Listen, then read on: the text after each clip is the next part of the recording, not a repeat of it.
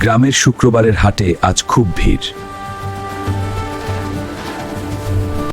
এই ছাগলটা খুব শান্ত, একদম দৌড়ায় না।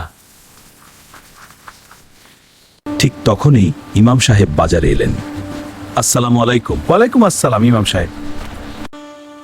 ছাগলটা দেখতে তো ভালোই লাগছে। হঠাৎ ছাগলটা দড়ি ছিঁড়ে পালিয়ে গেল।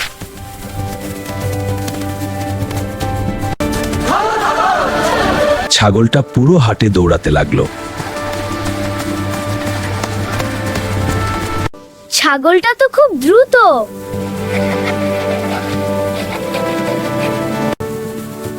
আরে এটা তো সত্যি দৌড়ায়। আমি ধরবো। পুরো হাট দৌড় প্রতিযোগিতার মতো হয়ে গেল। শেষে একজন কৃষক ছাগলটা ধরে ফেলল। আজ তো দৌড়ে ক্লান্ত হয়ে গেলাম। আমি তো বলেছিলাম শান্ত। এই ছাগলটাই হাটের চ্যাম্পিয়ন। আজকের হাটে দৌড়ের খেলা হয়ে গেল।